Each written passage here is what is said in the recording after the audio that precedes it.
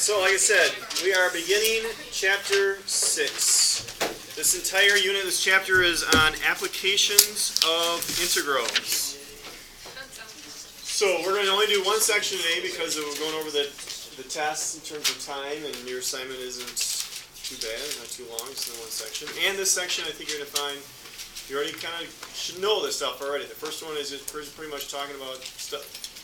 We've already been using integrals to do stuff like find areas, find the position, find the distance and things like that. So this isn't going to be really too much new for you in terms of this section. Okay, so as I said, 6.1. The book calls this velocity and net change. I'm just going to write net change because I don't know why they chose to throw the word velocity up there. It's all about net change here, really, is what we're talking about. And this is page 430.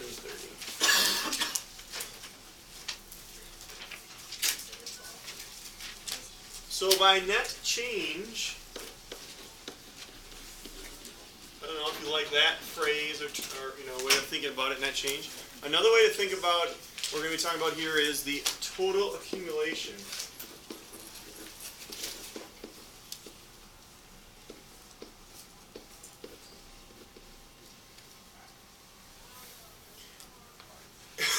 And if we put this in, let's say, let's try to put it in the context of something. So let's say I have an equation that the book in their directions they call equation Q.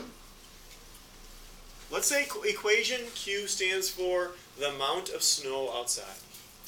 Okay, it's an equation to tell you how much snow, how many inches is this, how deep the snow is, how many inches it is. All right. So if I'm looking for the net change, or in other words, the total accumulation in Q between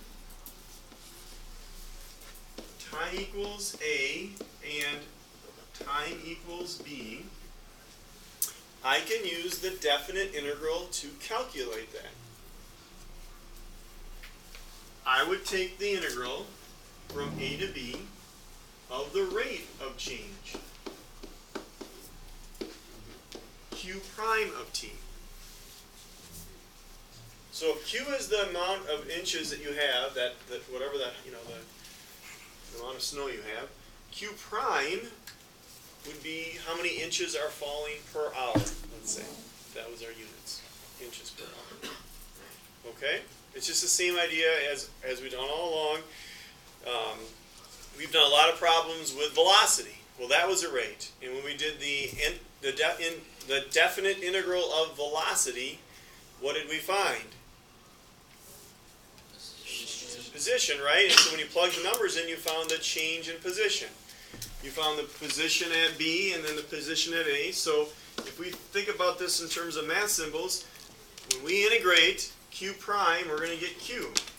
And we would plug in B. That's the final time. So that would be how many inches you had at the end. And then you would minus, and you'd plug in A, and that's how many inches you had at the beginning. And so this would be your net change right here.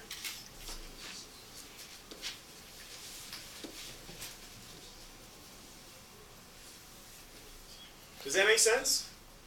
So big picture-wise, we're thinking about how can we use an integral. We're really trying to find the total accumulation of something, the net change. There have been questions on the AP test that would say this equation is the rate of people entering an amusement park. And this equation is the rate of people leaving the amusement park.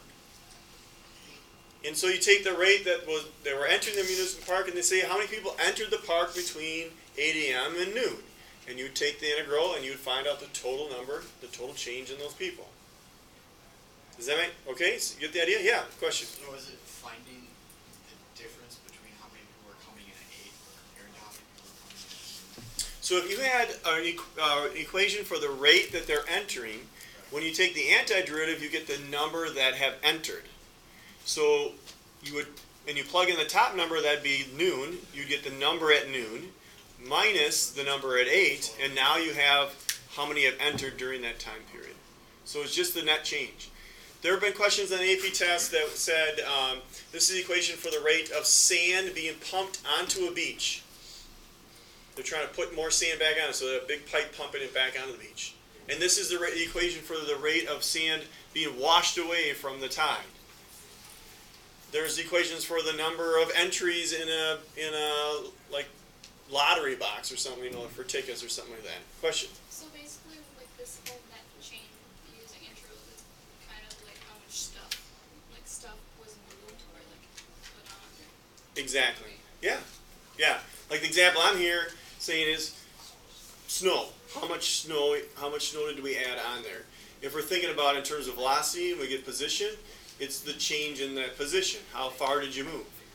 So I kind of like the total accumulation because you can think like you're accumulating something. I'm accumulating snow, I'm accumulating people, I'm accumulating sand. There was a question one year, the equation for the rate was, it was to give you the rate of the billions of gallons of Coca-Cola consumed per year. And it was like 13 billion a year or something crazy like that. And then you had to integrate it. And then when you're done, they say, what did you find? Well, it was like from 1980 to 1995, and you found out how many billions of gallons of Coca-Cola were consumed or accumulated during that time period. 7184755. Well, it jumped right out of your seat. So big picture-wise, does that make sense to everybody? That's what the big use of a definite integral is, just to find that total accumulation. Okay, and so it's not just area, and it's not just distance traveled. You can get any kind of equation, and they love those problems in the AP test. You're going to get one like that for sure. Now, besides then finding the net change, the book will also bring up this idea of future value. And I don't know if you like that term, future value, or maybe we would just say like the final amount. That might be better. So when you think of this idea of future value, in other words, they're saying, okay, we just found out how much it changed. So that's your net change. So if I just found out how much snow accumulated from 8 a.m. to 10 p.m. or 10 p.m. let's say, but now I want to know, well, how much snow is there at 10 p.m. So what would you have to do? What would you have to add to what you just found? The initial amount, right? This amount that was there at 8 a.m. Okay, so when we talk about future value, I just think more like a final amount. They say, okay, how many people are there now in the amusement park? How much sand is on the beach now? You'd have to take whatever you just found in terms of the change and add it onto the starting amount. So we take this plus the starting amount. And if you're, like a formula person, you like to think about it, well, we'll go back to the net change is just this rate. And the starting amount, how would we represent that? Q. Well, not necessarily. Oh, it doesn't have to start at 0, right? What is the starting time here? A. Yeah, so it could have been at, 8 a.m. might be 8, so it could be the amount at 8.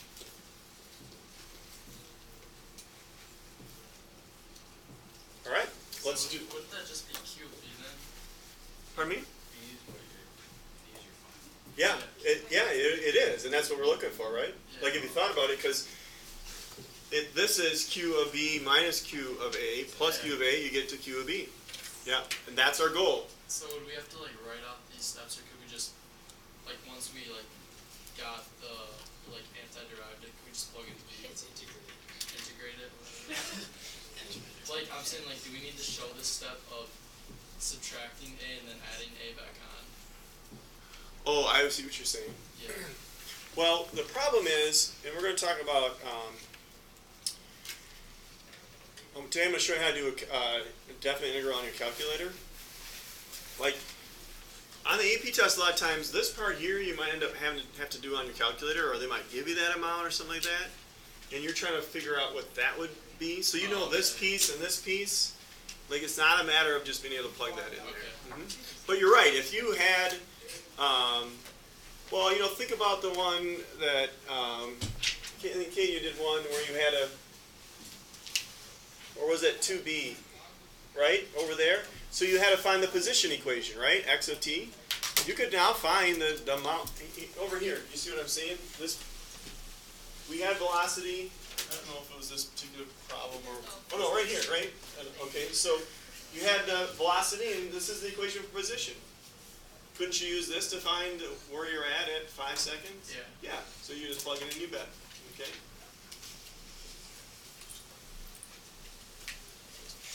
But they're going to ask you questions where you're not going to necessarily be able to integrate that and just plug it in. You're going to have to use this concept to be able to figure out. Okay. All right, perfect. Let's do an example. This is on page 438. This is example 5. Boy, I love to see the sun out. It's just, the glare is hard to, I hate to wish the sun away. You see it like twice a month. Yeah, right. It's not really helping the temperature out, is it? Okay, page 438 in your book.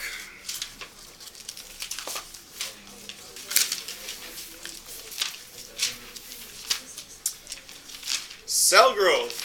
So here we go. A culture of cells in a lab has a population of 100 cells when nutrients are added at time t equals 0. Suppose the population n increases at a rate given by that equation. Find n of t. So that's kind of what they did. I'm going to ask it a little different way. So first let's write down the information we're given. So we got this rate, n prime of t, and that's given to you by 90 e to the negative 0.1 t. So let me phrase the question maybe another way here to start you out. Let's say, what is the change in population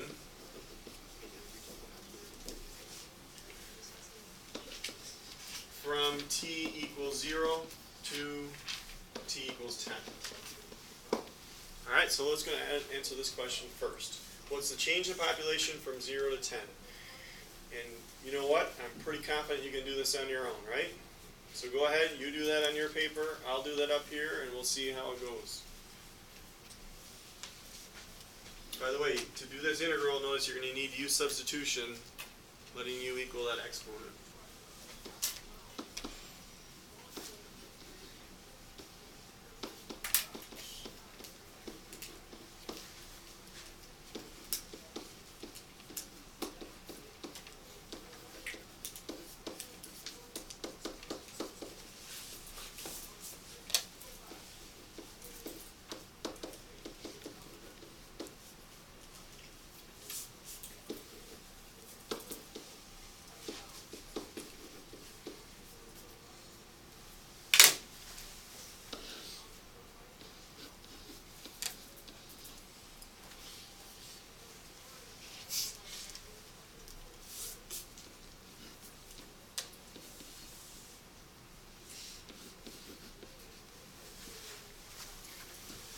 So we got to use substitution, it cancels out. We actually end up with negative 10 du, and we'll take that negative 10 and the 90, multiply them together, and that just becomes a little brother of negative 900 out front.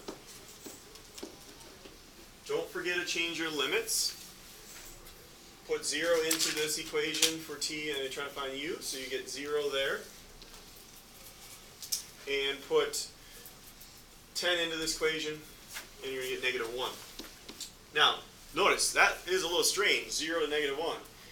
Right? We're going backwards, but don't mess with it. That's what it is. And you just plug it in, the top number minus the bottom number. Don't try to like fix it. That is going to get you the answer you want. Just leave it the way it is. So we know the integral e to the u is e to the u. We get negative 900 e to the u, negative 1 to 0, negative 900 e to the negative 1, minus negative 900 e to the 0. So I get negative 900 over e minus negative 900, so it becomes plus 900. And if it wasn't a calculator problem, you of course leave it that way, otherwise we can plug in your calculator. Yeah? I just have a question. Sure. Kind of like, when you're trying to find AT, you have like, Yes. du over negative 0.1 equals dt. Right. I just kind of like how you got to that. Sure, you bet. So the derivative of that, you got that part right. Derivative of this is negative 0.1. We're going to solve for dt, so we're going to times each side by dt, and we're going to divide each side by negative 0.1. 1 divided by 0.1 is 10. So that's where the negative 10 comes from. Thank you. You bet. Any other questions? I don't know if anybody plugged this in. I got, well, actually you're going to need to help me here. Is it 568 point? 9. Keep going. 1. Keep going. You got to be accurate to 3 decimal places or it's wrong. 909. 90. What's the next number after the 0? Is it a 9 or what is it? It's an 8, and then it's a 5. Okay, this brings up a great learning moment here of what is acceptable on the AP test. You have to have 3 decimal places. They allow truncating, which means just chop everything off after the 3rd decimal place. Don't even look at anything else than that, and don't even worry about what it is. So in that case, it would be that. Some people love that because they don't stop to worry about it. Or they allow rounding. If it was a 5, the next number was a 5 or higher, then you would round up. And that is the case here. These are the only 2 acceptable answers. These are cells, by the way. Anything else besides those 2 answers would be marked wrong on an AP exam. That's even if you go to the 4th though. Wrong. Question? Very quick question about rounding. So if it's 9095, so like the 4th. So what would be allowed here? 0.910. Yep, so you could chop it, you could write 909, that's truncating, or you could round it up, then this would become 0.910. Would you need to write the 0? Yes, you would, because that is rounded. What if it's not rounded, it comes out to like 0.91, you don't get it to 0? No, that's an exact value. So if it is exactly equal to this value, less than 3 decimal places or less, then you just write that. 2.5, you don't write 2.500, you write 2.5. Would they mark it wrong if you did have the zeros? I mean, it's the same thing. I doubt you get it wrong, but why test it? I mean, it seems odd to do that, you know what I'm saying? Like, Well, if you've just been doing the whole test with 3 decimal places, you might just... I think you're overthinking it way too much. Like, it's only an issue where you have to round once you get past 3 decimal places, and then just chop off everything after the 3rd decimal place, and you'll be fine. You know what I'm saying? Otherwise, I mean, if you want to round it, you can, but don't try to overthink it too much. This isn't like, what are they called? Significant figures? Oh, sig figs. Oh, yeah, sig figs. Yeah, we're not talking sig figs here, okay? This is just, yeah. What if it's like, so if it's like an exact number, but an exact number has 4 decimal places, still goes to 3? Correct. I'm glad you're asking these questions now because it will make a difference to some people between passing and failing the test if you don't know the rule about rounding, unfortunately. Yeah. So if we just decide to like truncate that, it's Oh yeah. I think that's the easiest thing. yeah. Write down the first 3 numbers you see on your calculator and leave it. And by the way, don't be doing any rounding in your work. Don't like if I had another step inside there and I like for that exponent I had to put something in and I rounded that. Don't do that. You got to carry out all of the numbers within the work as far as you can on your calculator, so when you get to the final answer, it's accurate. If you start rounding in your work, you're going to have a major problem in your final answer. And I would avoid rounding. I would just try to have exact values as it is. Yep. In your work, do you have to do write in like 3 decimal places, or only will they penalize you if it's not your answer? Like if you have the correct answer to the 3rd decimal place, you don't have all the decimal places written in your work because you just had them in your calculator. Are they going to penalize you for that? No. Okay. Nope. You can leave numbers on your calculator and use them as you go along. Yeah, that's not a problem. Yeah. How do they feel about Wow, I never had so many questions about rounding before. This is interesting. Yeah, go ahead. How do they feel about radical for like fractions? Anything that's equivalent to the answer is acceptable. So you meant it's like Now don't get crazy and write some wild fraction that's equivalent to the answer. 335,000. The best advice I give you is don't try to piss off the person correcting your test, all right? That's probably not the best language, sorry, that was being recorded there. I'll have to go back and beat over that maybe, but yeah, don't try to make them mad.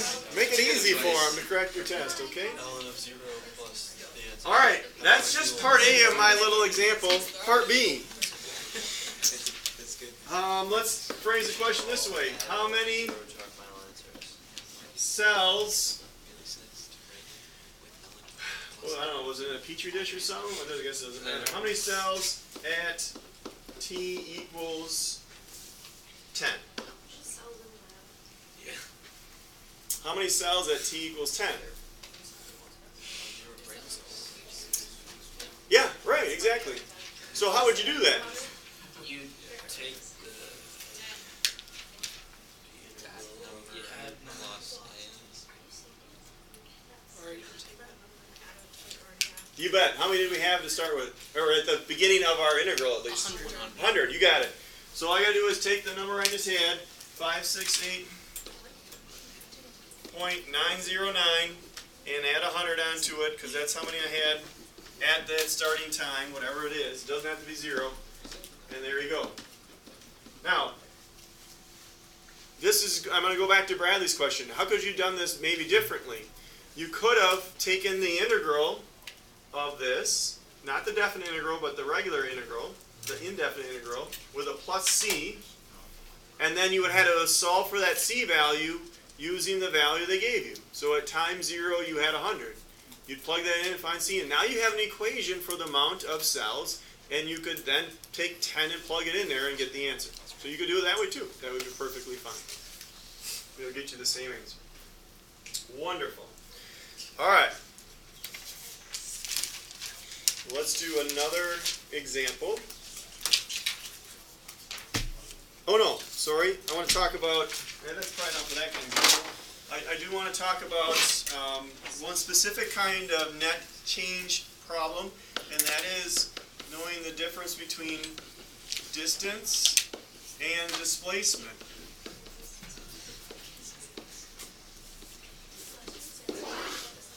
Okay, distance and displacement.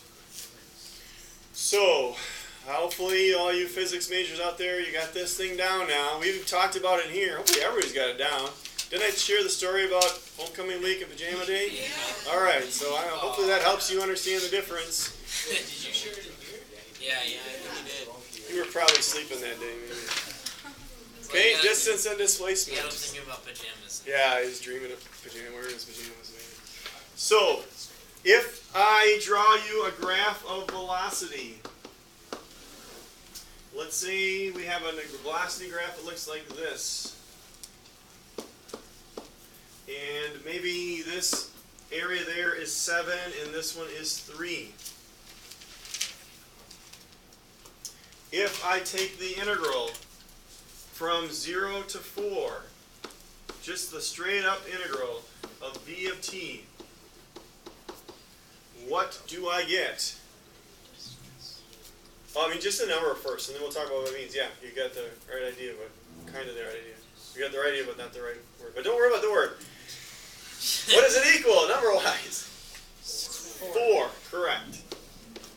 4, because this part would be negative, the 3 part, and the 7 would be positive. And when you take the integral, anything negative stays negative, and it just cancels out part of the 7. Okay? So, what did we find here? Distance or displacement? Displacement. Displacement. It sounds like half you're saying one and half you're saying the other. It's displacement. Why? It's like me going back home, that's negative, then here is positive, and so on. You want to keep the negatives negative, and if it's negative, it will cancel out with anything positive, because in the end, this is how far you are from where you started. That's what displacement is. It's exactly what we just got done talking about. It's that total accumulation. It's the net change. My position's here when I started, and my position's there when I ended. If I walk from here to the door, that is my displacement. However, how far that measurement is to the door is my displacement. But if I walk all around the room, my distance traveled would be the total distance I travel until I get there. Okay? So this right here is displacement. In other words, if you just take the integral of velocity. If you take, remember that's a rate. The velocity is the rate of position. So if I take the integral of velocity, I get position. If I plug the values in, I get the net change in position. And that's what displacement is. If I just take the integral of velocity, the definite integral of velocity, that's displacement. This is the formula for displacement right here. Period. Okay? Now, if I would have asked you to find distance traveled,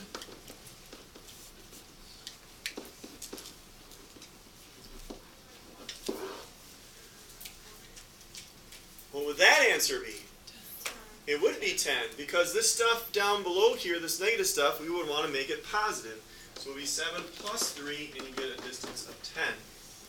So when you think distance traveled, it's really the same question as find the area, which is not always the definite integral. It's just like that question I brought out that melded over there. If I would have put it past to 3, you would have had to break it up into two pieces. The one above the x-axis and the one below. Same story here. If you're doing distance traveled, you need to look at the graph of velocity and see if it ever crosses. And if it does, the stuff below you got to make positive. Okay, you have to take the absolute value of it. So technically what you're doing here, when you're finding distance traveled, or the formula for distance traveled is, we're going to take the integral, the definite integral of the absolute value of velocity.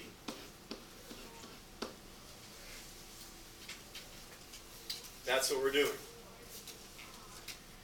But you don't really put absolute value on and then just integrate it and hope it works out. And, not sure what you do.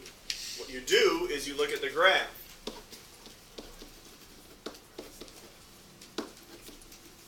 So you look at the graph of v of t, and you have to break it into parts. So break into parts above and below the x-axis.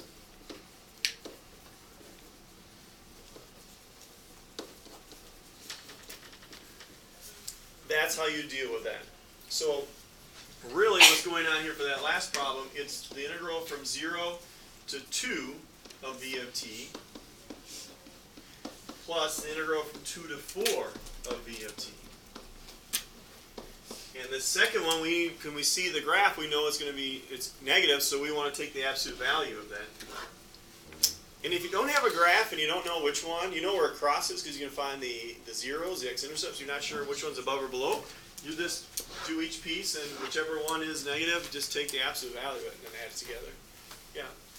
So if I were to actually have the equation of VT, could I just do the one on top of the B over A absolute everything, or does that just not work? I have to do breaking into parts. You can do, well, I'm going to show you in a moment here how to do integrals in your calculator. You can put absolute value around this on your calculator, and it'll do that all in one piece. But when you're doing it by hand, you don't know how to deal with this. The way you deal with absolute value by hand is to break it into the pieces. Okay? Let's do an example. This is on page 432. So go back a little bit. Called example 1.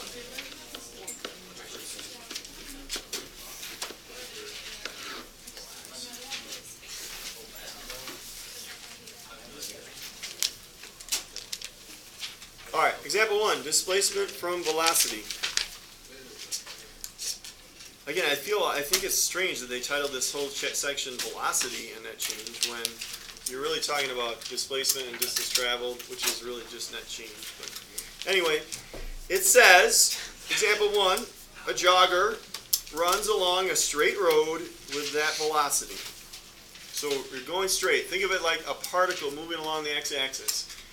Particle going to the right, that's positive velocity, left, negative velocity. Okay, so that's just trying to get the idea there. So they're giving you the velocity equation of this jogger. So we get v of t is equal to t squared minus 8t plus 6. And you want to know from 0 to 3. Correct? 0, yeah, 0 to 3. So, and then it says part A, graph it. So grab your calculator, plug it in, and let's graph it.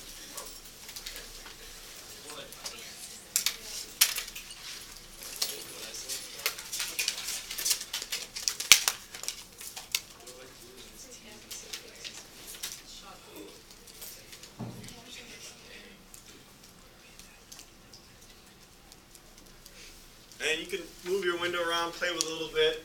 This is 1, 2, 3, so I changed it so I could see the interval that we're talking about there. All right. Did I mess up?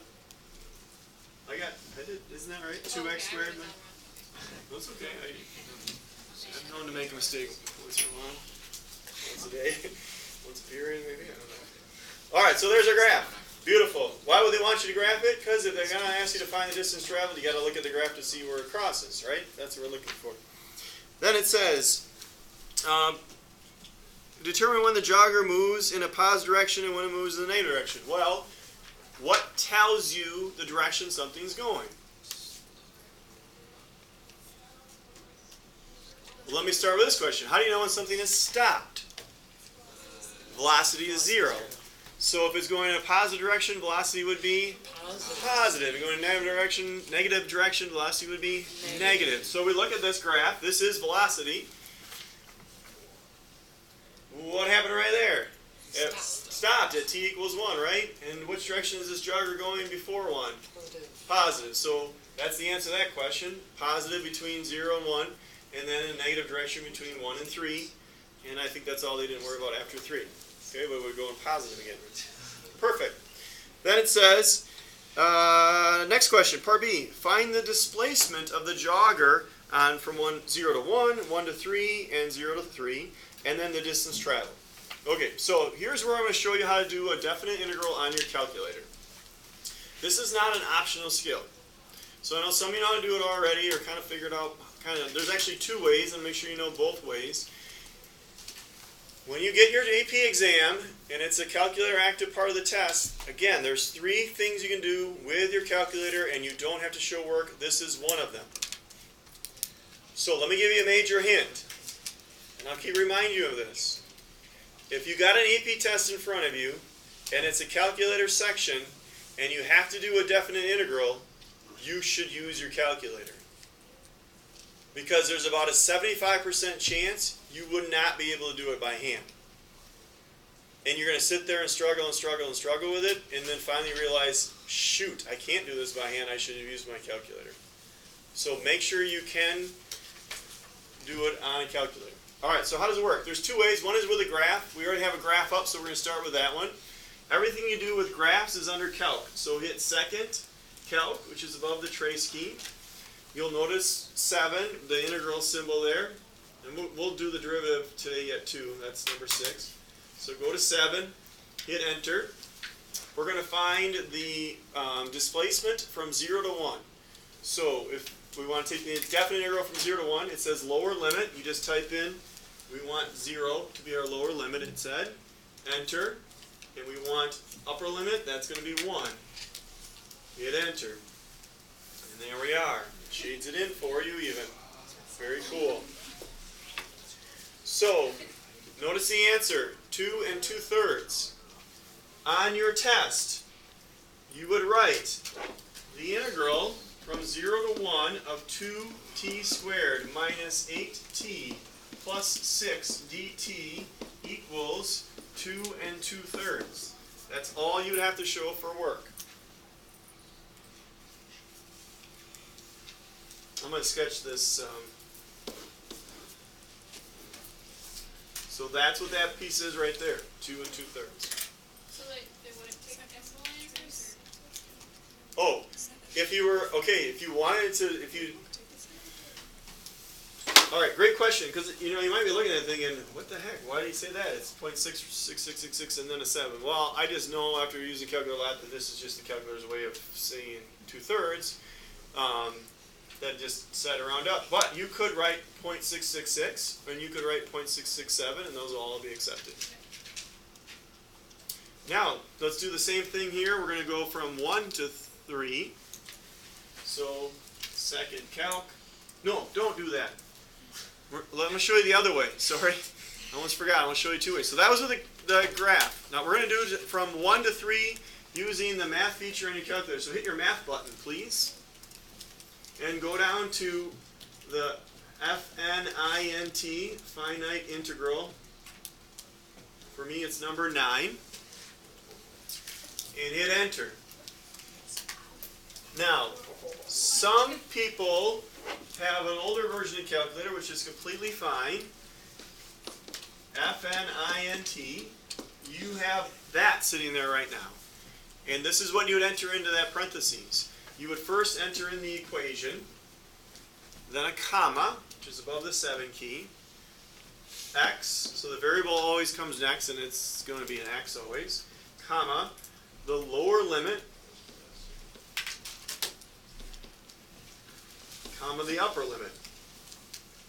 And then you would hit enter.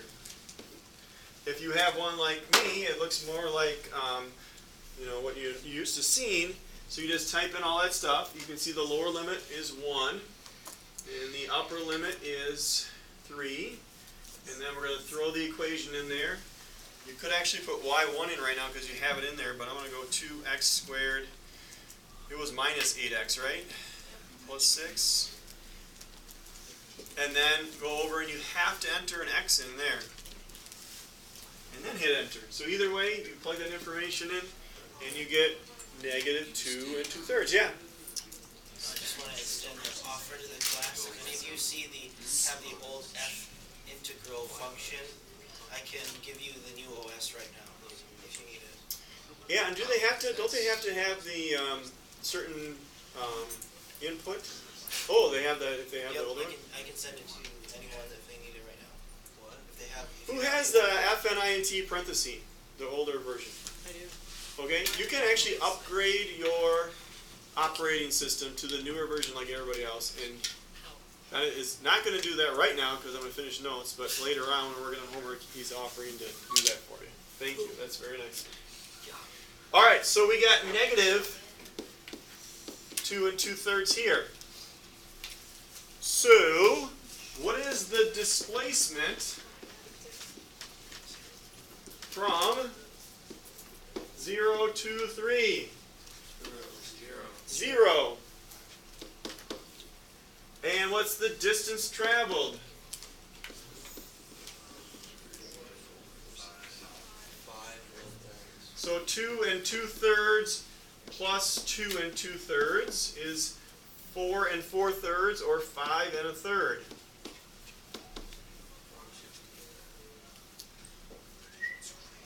So what did this person do? Think about it. Does this make sense in this context of what people usually do when they go jogging?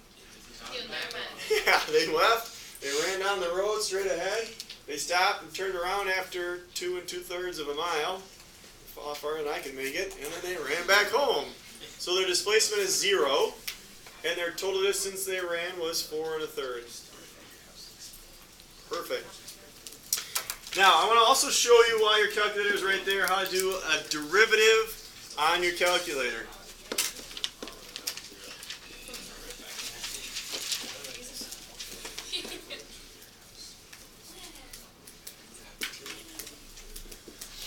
This is the third of the 3 things you can use your calculator and not show any work. This is another skill you must be able to do. So, for example, let's say f of x, we'll just start something really easy. F of x is x squared, and we want to find f prime of 3. First, we can do that in our head, but we're going to do that on our calculator to see how it works. And there's 2 ways. Let's go back to your calculator. Let's start with the graph way. So clear out what you had already in the graph. Put in x squared, please, and graph it. And you could change your window. I'm going to change my window just to the normal window. So zoom, standard window. It looks like that. Okay? So all the stuff on a graph is under calc. Go second, calc. It's above the trace key. And then you'll notice the dy dx is number 6. So you just hit that one.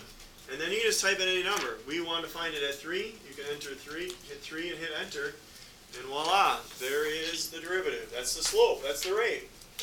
And you can find it at any value. This will probably be even more helpful in physics than it is in calculus in a lot of ways, but you know what I'm saying? That was position, now that's the velocity at that time. Peter. Say it one more time? Yeah, so let's do it that way too. So hit your math key, and then go down until you see n deriv. That's number 8 for me. So n deriv. If you,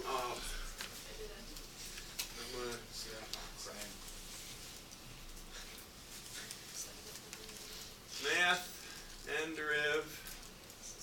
What was it? 8? I think? 8, yeah. Okay.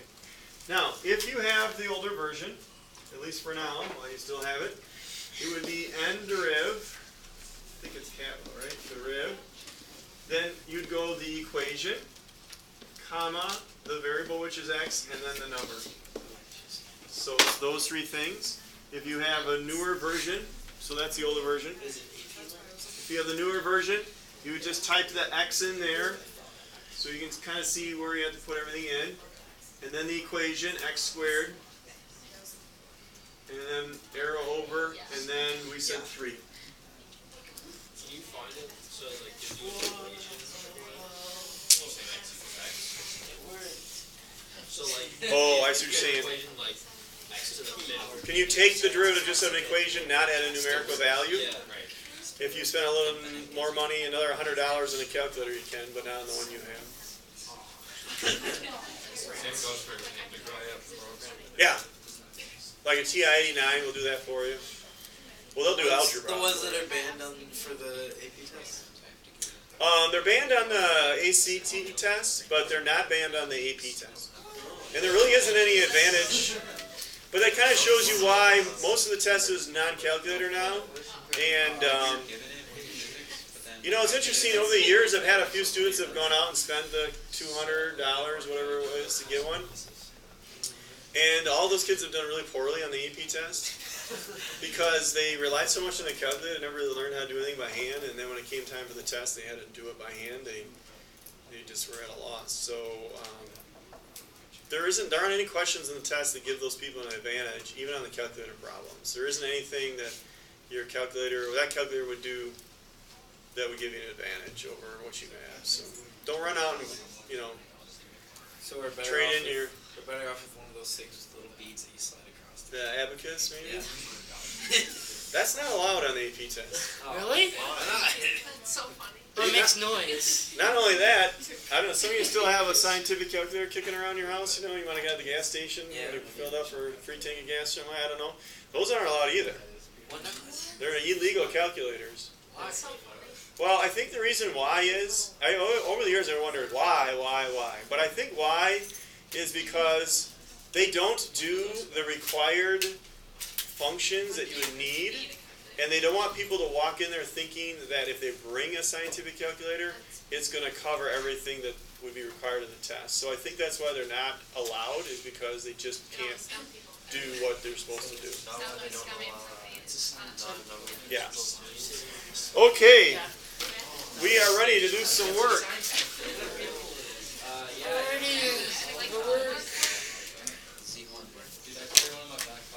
After I take my calculator, I carry one in my pocket. monitor down.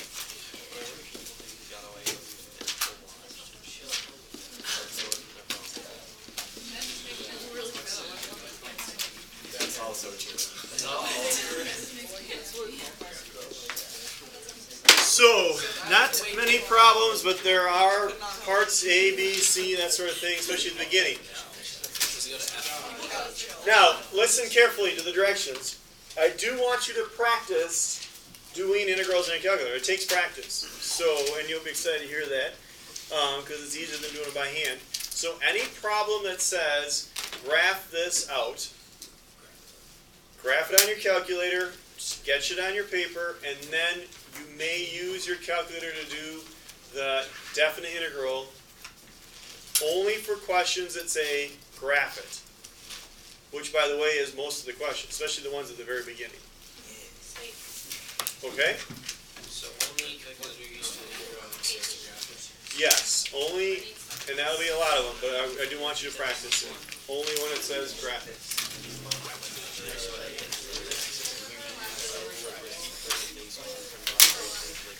We only use our calculators literally like a big amount of